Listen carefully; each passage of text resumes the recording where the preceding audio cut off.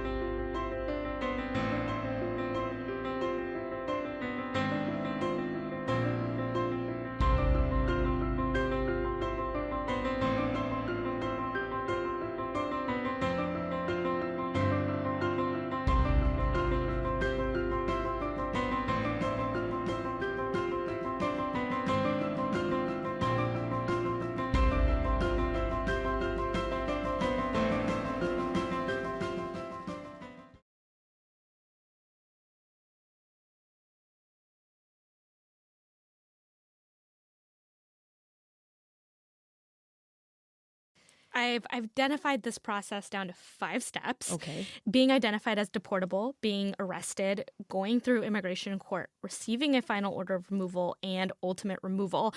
Keep in mind that process is individualized to each case. Those arrested do not get the right to a lawyer, but they can ask to find one, and they do get the chance to make their defense. During this setting, there's also an attorney on behalf of ICE who argues in favor of removal, and then this is where things get more complicated. Immigration courts are currently backlogged about 4 million cases, and people are being arrested faster than the courts can process their cases. Say you potentially get a final removal order, and then you are removed. How does that actually happen? How does that work? So there are roughly 3 main ways that people are removed. Either expedited removal, which I just explained. That also primarily happens at the border, where people are basically taken back across. Then there's voluntary return, which is when someone makes their own travel arrangements. And then there's non-voluntary, which is when ICE arranges to fly you back.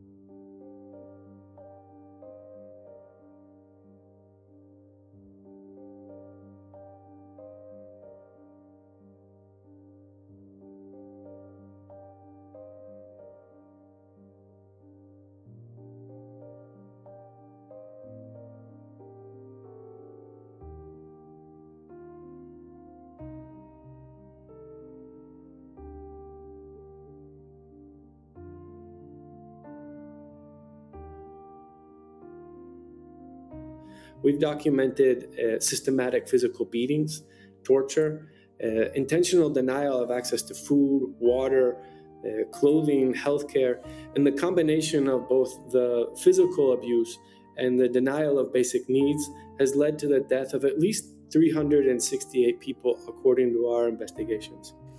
Yeah, the Sikhat has definitely been presented as the model of how strongmen should deal with the worst of the worst.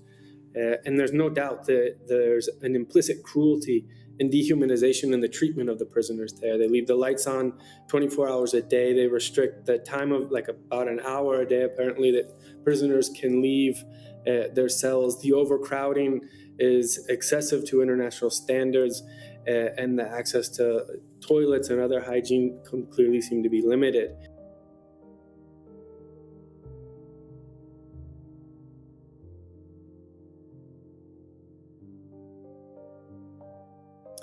One of the commonalities among all the maximum security prisons is that families and lawyers do not have access to the prisoners. They're entirely cut off.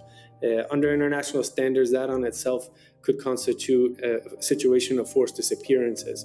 Many family members in El Salvador don't know if their family members are dead or alive, and now that situation has been transferred to Venezuelan families who aren't able to verify whether their family members are dead or alive.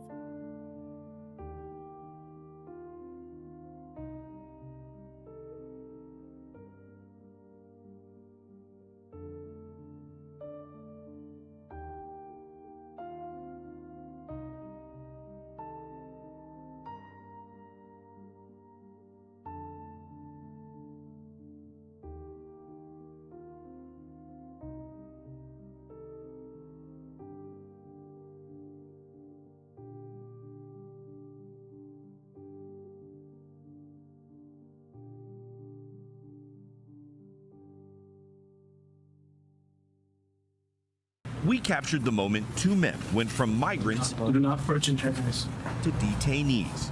It happened last week at Dallas Immigration Court when nearly a dozen people showed up to have their asylum cases heard.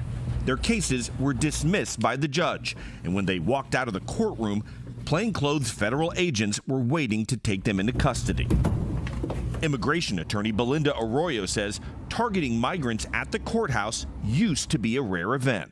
What does it do when an ICE agent is in the court and they're not dealing with somebody who's currently in ICE custody? Well, I think it makes everybody be on edge. It's not just happening in Dallas. Asylum seekers in San Antonio were seen crying and begging for help as they were led away in handcuffs.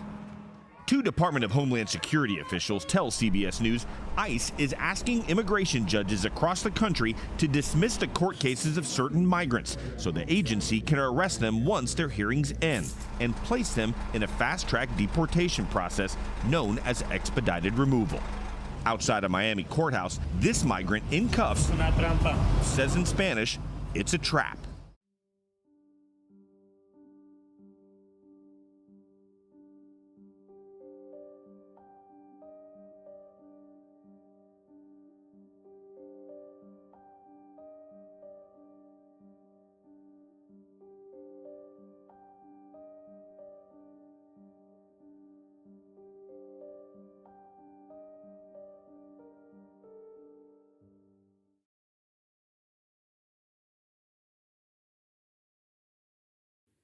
It is a hard question because there was, there was a lot of reasons why.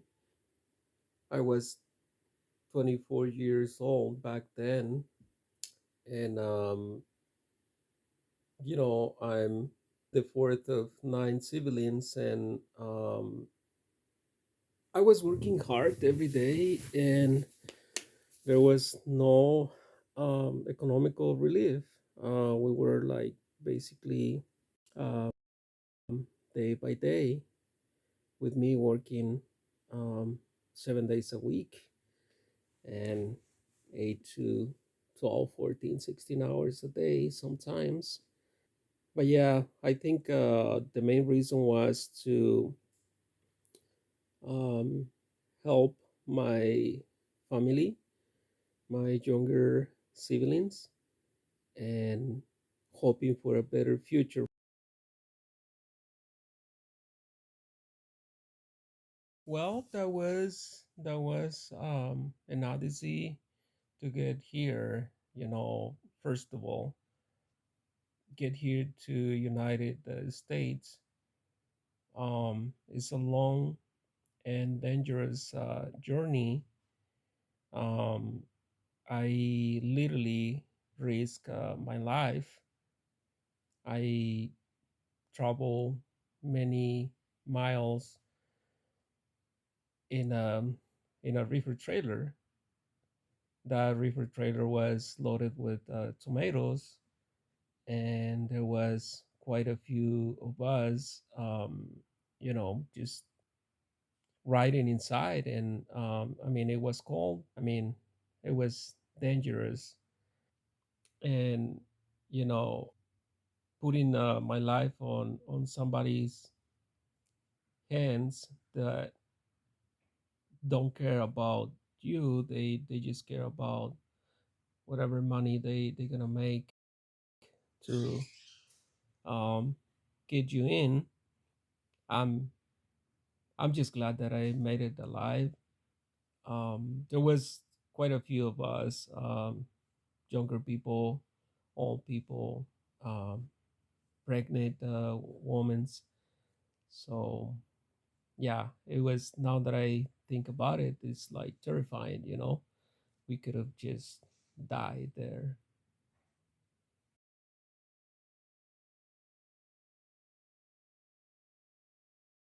Once I get to where I was supposed to go, um, language barrier. You know, a lot of people obviously don't understand, and most of the people don't care if you understand or speak English at all. They just they would just be mean to you, and there is a lot of good people too, a lot of people that help, but language barrier, learn how to ride the bus, learn everything basically.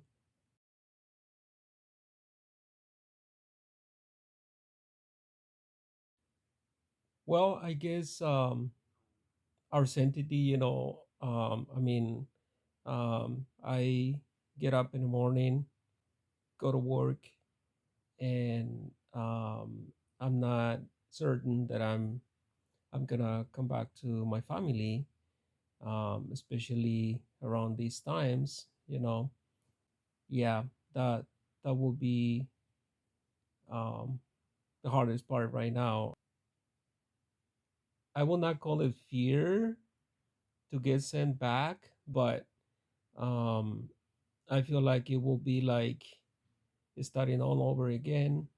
If I go back, I'm gonna go back to strangers. Yeah, I mean, very, very concerned that I'm not gonna come back to um, the place that I call home, because this is home now.